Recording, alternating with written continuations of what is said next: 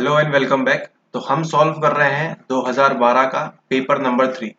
पहले वीडियो में हमने देखे थे क्वेश्चन नंबर 1 से लेके क्वेश्चन नंबर 7 तक। अब हम स्टार्ट करेंगे क्वेश्चन नंबर 8 के आगे।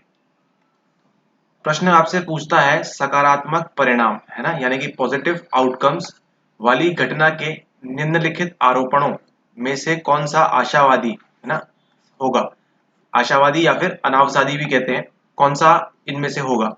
ऑप्शन आपको दिए हुए हैं, कौन से कारक हैं, कौन से कारण हैं जो क्या देंगे हमको पॉजिटिव आउटकम, है ना, सकारात्मक परिणाम वाली घटना, उसकी बात करेंगे। ऑप्शन है आंतरिक स्थायी और विशिष्ट कारण, बाह्य अस्थायी और वैश्विक कारण, आंतरिक स्थायी और वैश्विक कारण, और बाह्य अस्थायी और विशिष्ट कारण। ठीक है, तो इसका करेक्ट आंसर क्या है? करेक्ट आंसर है इसका आपका ऑप्शन नंबर सी, यानी कि आंतरिक कारण, स्थायी और वैश्विक, यानी कि इंटरनल, है ना, आपके अंदर जो काम करेगा वो स्टेबल जो रहेगा, है ना, और ग्लोबल, ये सब जो है आपको क्या देंगे, आपको सकारात्मक परिणाम वाली घटना के आरोपण कहलाएंगे। ठीक है, तो ये होगा आपका correct answer option number C. अब बात करते हैं प्रश्न नंबर 9 की। यहाँ पे दिया है बच्चे को यदि मानसिक मंदन, है ना, मानसिक मंदन जो चीज होती है रिटार्डेशन, मेंटल रिटार्डेशन के रूप में वर्गीकृत किया जाता है तो डीएसएम 4, ये 2013 का प्रश्न है, डीएसएम 4 में यह निदान निम्नलिखित अक्ष पर दर्ज किया जाएगा। आपको मालूम है उसमें एक्सेस होती है आपके डीएसएम में। ठीक है, तो इनमें से कौन सी एक्सेस पर इसको दर्ज किया जाएगा, कौन से अक्ष पे इसको दर्ज किया जाएगा, कौन सा। बच्चे को यदि हम कहाँ वर्गीकृत करते हैं, मानसिक मंदन के रूप में वर्गीकृत करते हैं। करेक्ट आंसर क्या होगा इसका? करेक्ट आंसर होगा आपका ऑप्शन नंबर 2, यानी कि एक्सिस 2 में। ठीक है, एक्सिस 2 में हम वर्गीकृत करेंगे ऐसे बच्चों को, है ना, जहां पे हम किसकी बात करेंगे, मानसिक मंदन की बात करेंगे। ठीक है, अब देखते हैं अगला प्रश्न। अगला प्रश्न कहता है कि शुद्धिकरण के माध्यम से, है ना, शुद्धिकरण के माध्यम से अधिगम को प्रभावी बनाने की स्वयं की चिंतन प्रक्रियाओं का बोध कहलाता है एल्गोरिदम, सादृश्य, मेटा संज्ञान और रचनात्मक प्रक्रिया। यहां समझते हैं क्या बोल रहा है।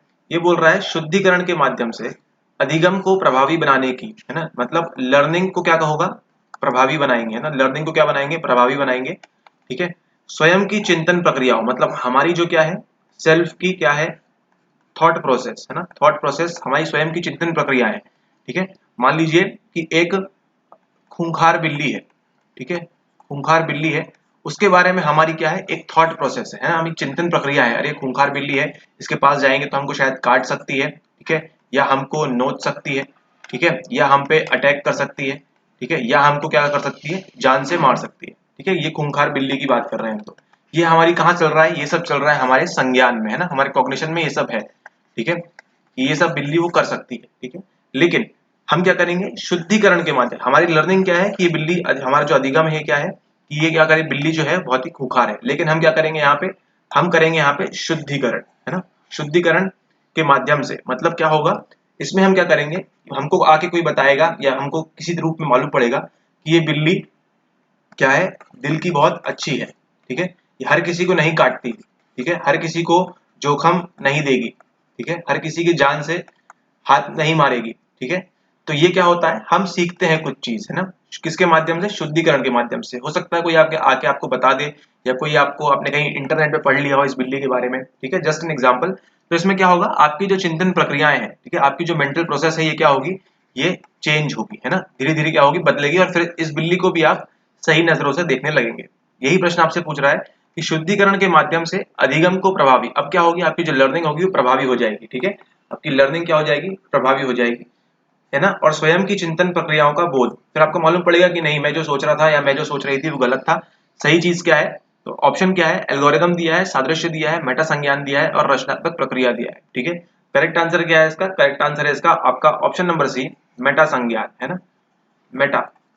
मेटा को ध्यान रखें, मेटा संज्ञान, आपके संज्ञान की बात कर रहा है यहाँ पे वो, क्योंकि चिंतन प्रक्रिया कहाँ पे होती है, हमारे संज्ञान में होती है। ठीक है, अब देखते हैं अगले प्रश्न को। अगला प्रश्न कह रहा है प्रत्येक कोष्ठ में 10 प्रयोज्यों सहित 3x3x2 उत्पादन अभिकल्प में कुल कितने प्रयोज्य चाहिए। ऑप्शन दिया है 10, 18, 90 और 180। ठीक है, 3x3x2 का जो कितने हैं, प्रत्येक कोष्ठ में 10 प्रयोज्यों, है ना, 10 प्रयोज्यों की बात हो रही है यहाँ पे, सहित उत्पादन अभिकल्प कितना है, 3x3x2। ठीक है, करेक्ट आंसर क्या होगा इसका? करेक्ट आंसर होगा आपका ऑप्शन नंबर डी, यानी कि 180। ये देखिए ये इजीली समझ में नहीं आएगा, इसके लिए आपको पहले पूरी शोध प्रक्रिया है ना और सांख्यिकी, अगर आपको अच्छे से नॉलेज होगा इस चीज का तो ही आपको समझ में आएगा। बनी बात है कि इसके लिए कोई भी अच्छी किताब बुक्स नहीं है, ठीक है। तो डोंट वरी हिंदी मीडियम वाले गाइस, डोंट वरी, हमारे चैनल पे आपको सारी चीजें देखने मिलेंगी जल्दी, ठीक है। दिसंबर वालों को तो श्योर शॉट मिलेगी, और जो हमारे कोर्स में ऑलरेडी ज्वाइन है, एनरोल्ड है, उनको भी मिलेगी, ठीक है। अब बात करते हैं आगे। आगे अगला आपसे प्रश्न पूछ रहा है कि यहां आपसे पूछ रहा है कि मैकेनिस्टिक समृद्धि प्रदर्श है ना निम्नलिखित में से किस पर ध्यान केंद्रित करते हैं। मतलब मैकेनिस्टिक साइकोलॉजी वाले जो लोग थे ना, उन्होंने जो ग्रोथ की बात की है ना, ग्रोथ की बात की, वो किस जो समृद्धि का प्रदर्श है इनमें से किस पे ध्यान केंद्रित करता है, ठीक है। ग्रोथ के बारे में सबने, समृद्धि के बारे में सबने अलग अलग चीजें बताई, लेकिन प्रश्न में क्या पूछ रहा है आपसे, प्रश्न में आपसे पूछ रहा है मैकेनिस्टिक व्यू के बारे में, है ना, मैकेनिस्टिक व्यू के बारे में, यानी कि मैकेनिस्टिक समृद्धि प्रदर्श, ऐसे लोग समृद्धि के बारे में, मैकेनिस्टिक लोग समृद्धि के बारे में किस पर ध्यान केंद्रित करते हैं, ठीक है। पहला ऑप्शन दिया है पर्यावरणीय निर्वेश और व्यवहार निर्गम, मतलब पर्यावरण किस टाइप का है और व्यवहार क्या है। दूसरा विकासात्मक उद्भव, है ना, विकासात्मक उद्भव। तीसरा दिया है अधिगमित प्रत्युत्तरों में मात्रात्मक वृद्धि, ठीक है, जो हम लर्न करके सीखते हैं, तो अधिगमित प्रत्युत्तर है उसमें हम क्या हो रही है, इंक्रीज हो रही है ना, उसकी मात्रा में, रिस्पॉन्स में हमारे लर्निंग की इंक्रीज हो रही है, ठीक है। मैकेनिस्टिक की बात कर रहा है, यहाँ पे आपको ध्यान देना है, अगर आप एक ऑप्शन को इजीली एलिमिनेट कर पाते हैं तो आप जल्दी समझ जाएंगे। यहाँ बात कर रहा है विकासात्मक उद्भव की, हो सकता है आप यहाँ इसको पढ़ के ठीक से आपको समझ में ना आए, लेकिन थोड़ा सा अगर आप इंग्लिश में पढ़ेंगे तो आपको समझ में आएगा कि यहाँ पे इवोल्यूशन की बात कर रहा है ना, इवोल्यूशन की बात कर रहा है, और मैकेनिस्टिक लोग इवोल्यूशन की बात क्यों ही करेंगे, ठीक है। तो करेक्ट आंसर क्या होगा आपका, जैसे ही आप ऑप्शन नंबर 2 को हटा देंगे, क्योंकि क्या पूछ रहा है आपसे, किस पर ध्यान केंद्रित करता है ना, नहीं करता नहीं पूछा, किस पर ध्यान केंद्रित करता है, ठीक है। तो जैसे ही आप 2 ऑप्शन को हटा देते हैं, ठीक है, तो यहाँ से 2 हट गया, यहाँ से 2 हट गया, यहाँ से 2 हट गया, करेक्ट आंसर पे पहुंच गए आप, ऑप्शन नंबर बी 1s3, ठीक है। तो अगर आपको आज तक नहीं मालूम था तो ध्यान कर लीजिए, मैकेनिस्टिक समृद्धि प्रदर्श जो है वो क्या करता है, किस पर ध्यान केंद्रित करता है, पर्यावरणीय निर्वेश और व्यवहार निर्गम पर, और अधिगमित प्रत्युत्तरों में मात्रात्मक वृद्धि। अब देखते हैं अगला जो है सेलिए, साइंटिस्ट जो थे, साइकोलॉजिस्ट ने प्रतिबल में निम्नलिखित में से एक के योगदान को स्वीकार नहीं किया, ठीक है। तो जो प्रतिबल होता है उसके अंदर ये जो 4 ऑप्शन दिए हैं इनमें से अब माना है कि इनमें से कोई एक चीज जो है प्रतिबल के लिए योगदान नहीं करती है, मतलब वहां पे वो कार्य नहीं होता है। कौन सी बात करें, adrenal medulla, anterior pituitary, adrenal cortex और चिरकालिक मनोवैज्ञानिक कारक।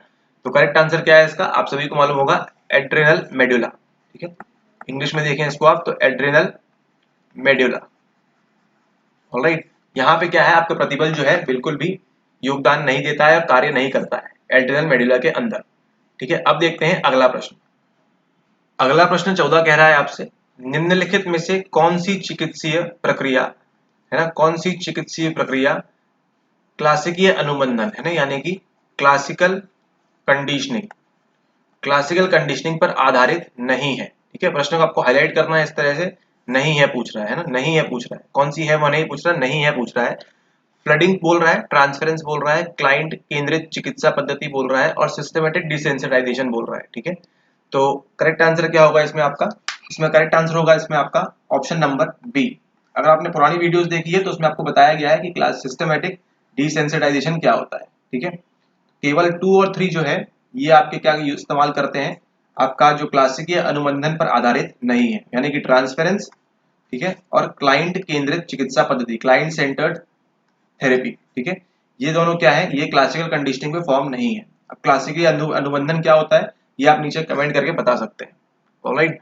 अब देखते हैं अगला प्रश्न आज का 15वां प्रश्न जो कह रहा है कि प्रत्येक कर्मचारी के कार्य निष्पादन का वार्षिक या अर्धवार्षिक रेटिंग, ठीक है। मान लीजिए आप एम्प्लॉय हैं ए, आप काम कर रहे हैं ऑर्गेनाइजेशन में ABC 1 2 3, ये आपकी ऑर्गेनाइजेशन है, यहाँ आप काम कर रहे हैं। तो आपने क्या किया, कार्य निष्पादन जो आप कर रहे हैं साल भर में, ठीक है, ए पर्सन जो है साल भर में जो कार्य निष्पादन करेगा, है ना, या तो ईयरली होगा या फिर हाफ ईयरली होगा, ठीक है, या तो वार्षिक होगा या अर्धवार्षिक रेटिंग मिलेगी उसको, और उसके साथ उन्हें प्राप्त रेटिंग के बारे में, ठीक है। तो मान लीजिए आपको रेटिंग मिलती है 3.5, ठीक है, तो इस रेटिंग के साथ क्या होगा, रेटिंग के बारे में फीडबैक, तो इसके साथ उन्हें क्या मिलेगा, रेटिंग के बारे में फीडबैक भी दिया जाएगा कि आपको इतनी रेटिंग मिली है ना।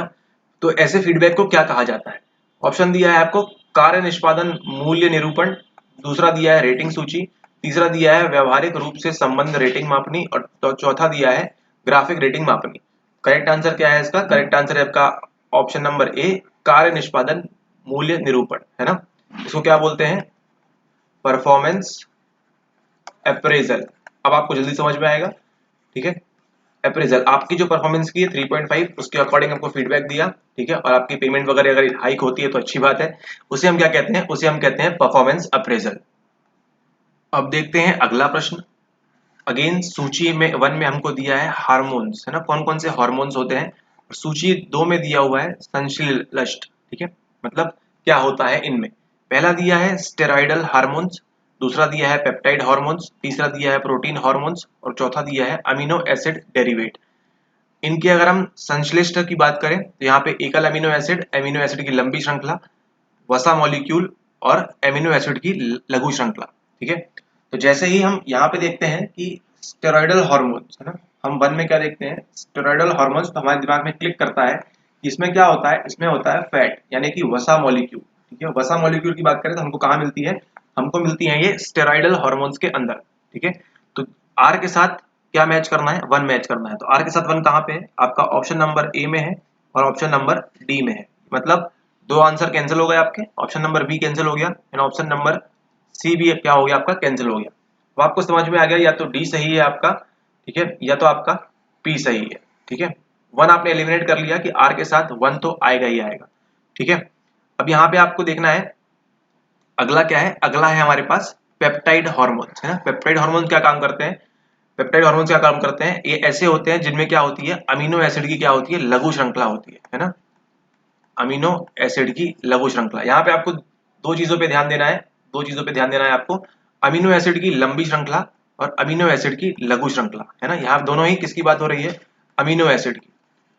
क्यू में क्या है आपके साथ? लंबी श्रृंखला है ना, बड़ी चेन है। और लघु श्रृंखला में क्या है आपके पास? अमीनो एसिड की छोटी चेन है। चेन्स की बात हो रही है, ठीक है, छोटी चेन है। तो आपकी जो एस है यानी अमीनो एसिड की लघु श्रृंखला है, वो आपको कहाँ मिलेगी? वो आपको मिलेगी पेप्टाइड हार्मोन्स के अंदर।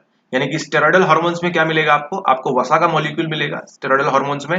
पेप्टाइड हार्मोन्स में क्या मिलेगा आपको? आपको मिलेगी अमीनो एसिड की लघु श्रृंखला, ठीक है। तो आपके दिमाग में सवाल आना चाहिए कि अगर हमको लघु श्रृंखला कहाँ मिल रही है? पेप्टाइड हार्मोन्स में मिल रही है, तो अमीनो एसिड की लंबी श्रृंखला कहाँ मिलेगी हमको? ठीक है, लंबी श्रृंखला कहाँ मिलेगी? ये मिलेगी हमको प्रोटीन हार्मोन्स में, ठीक है। प्रोटीन हार्मोन्स के अंदर हमको क्या मिलेगी? हमको मिलेगी अमीनो एसिड की लंबी श्रृंखला, ऑलराइट। क्योंकि प्रोटीन क्या होता है, अब सभी को मालूम है प्रोटीन हमारी बॉडी के लिए कितना जरूरी है ना।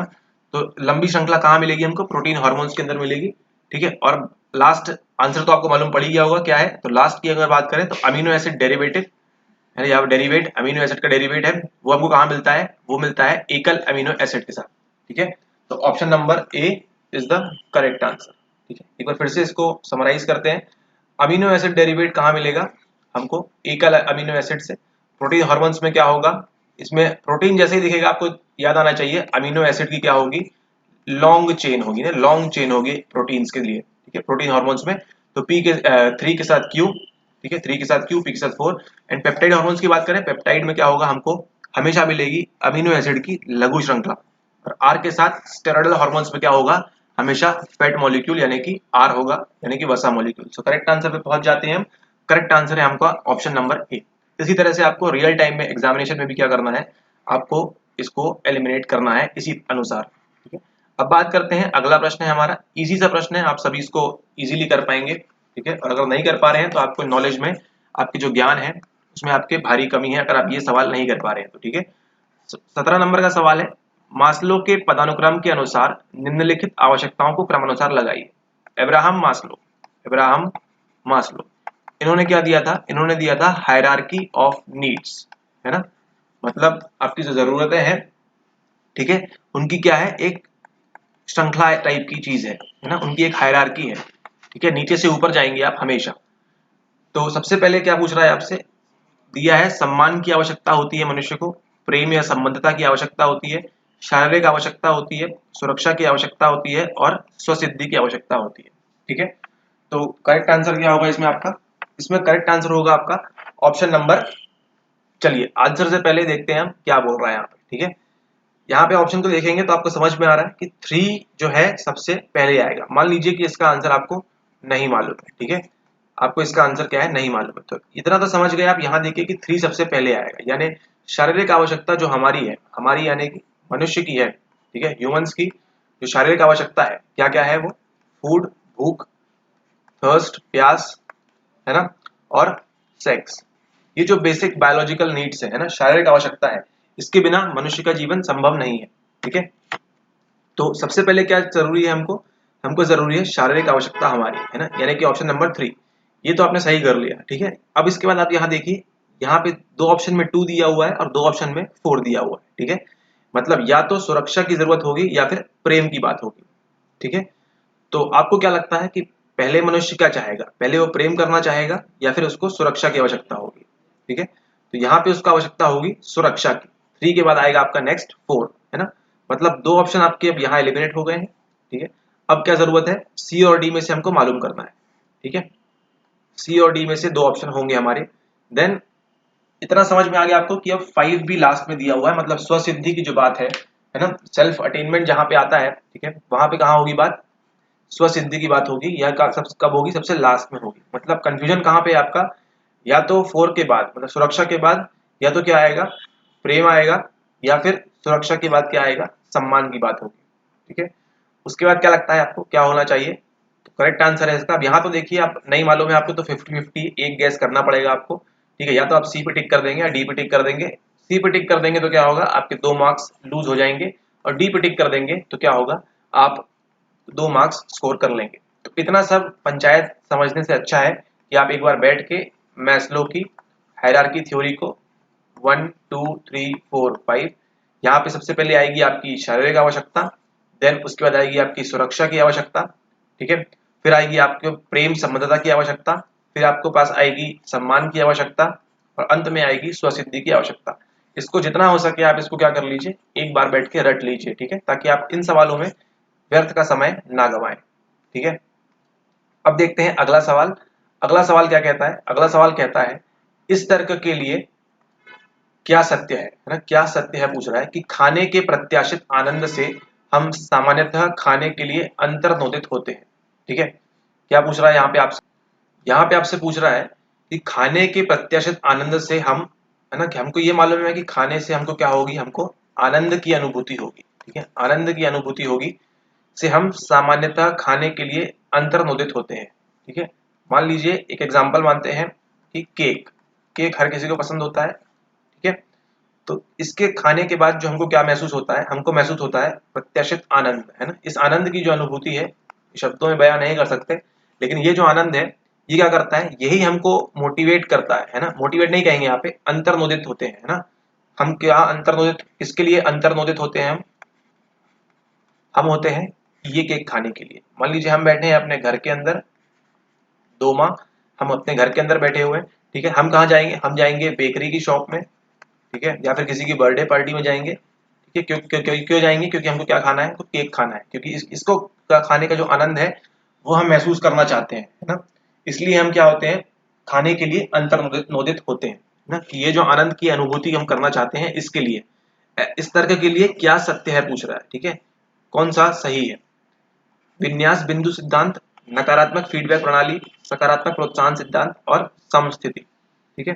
करेक्ट आंसर क्या है इसका, करेक्ट आंसर है इसका आपका ऑप्शन नंबर सी, सकारात्मक प्रोत्साहन सिद्धांत, है ना, यानी कि पॉजिटिव, ठीक है, पॉजिटिव इंसेंटिव, इंसेंटिव थ्योरी, ठीक है। मतलब आपको मालूम है कि खाने के बाद क्या होगा, आपको पॉजिटिव इंसेंटिव, इंसेंटिव क्या होता है, सैलरी होती है, सैलरी के ऊपर 5,000 10,000 15,000 ये क्या मिलता है, आपको इंसेंटिव मिलता है ना। इसके लिए आप क्या करते हैं, आप एक्स्ट्रा काम करते हैं, है ना, वो इंसेंटिव है। यहाँ पे सकारात्मक प्रोत्साहन सिद्धांत की बात हो रही है क्वेश्चन नंबर 18 के अंदर, ठीक है। अब देखते हैं अगला प्रश्न।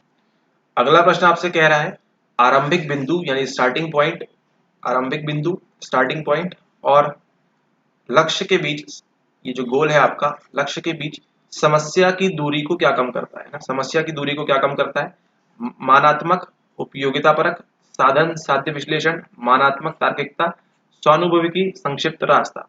करेक्ट आंसर क्या, करेक्ट आंसर है इसका आपका ऑप्शन नंबर डी, स्वानुभवी की संक्षिप्त रास्ता। अब देखिए ये जो क्वेश्चन है इसके लिए आपको सबसे पहले मालूम करना होगा कि एल्गोरिदम क्या होता है, ठीक है, एल्गोरिदम क्या होता है, ह्यूरिस्टिक क्या होता है, ठीक है, शॉर्टकट्स क्या होते हैं, ठीक है, और भी कई सारी चीजें आपको मालूम होनी चाहिए इस प्रश्न को सॉल्व करने के लिए। ये दिख जितना इजी रहा है प्रश्न उतना इजी है नहीं, ठीक है, क्योंकि इसी में क्या होते हैं, लिटिल बहुत ही छोटे छोटे डिफरेंसेस होते हैं, ठीक है, और इन डिफरेंसेस को दूर करना ही किसका काम है, हमारा काम है। ऑलराइट, तो इस वीडियो के लिए इतना ही। हमने काफी सारे प्रश्न डिस्कस किए, प्रश्न नंबर 8 से स्टार्ट करके हमने प्रश्न नंबर 19 तक खत्म किए इस वीडियो के सेकंड पार्ट में। अगले पार्ट में चलेंगे हम आगे के क्वेश्चंस के लिए, ठीक है। तो अगर अभी तक आपने सब्सक्राइब नहीं किया है तो सब्सक्राइब कर दीजिए, लाइक कर दीजिए, ठीक है, और टेलीग्राम पे अगर आपने ज्वाइन नहीं किया है तो टेलीग्राम पे भी आप ज्वाइन कर लीजिए, ठीक है, हमारे चैनल को वहाँ पे ज्वाइन कर सकते हैं आप। तो यहाँ पे ज्वाइन करेंगे तो क्या होगा, आपको अपकमिंग अपडेट्स मिलती रहेंगी, ठीक है, कि आगे कौन से वीडियोस आने वाले हैं, क्या आने वाला है, ठीक है, और बाकी सारी डिटेल्स मिलती रहेंगी। Alright, thank you for watching, have a nice day, study hard.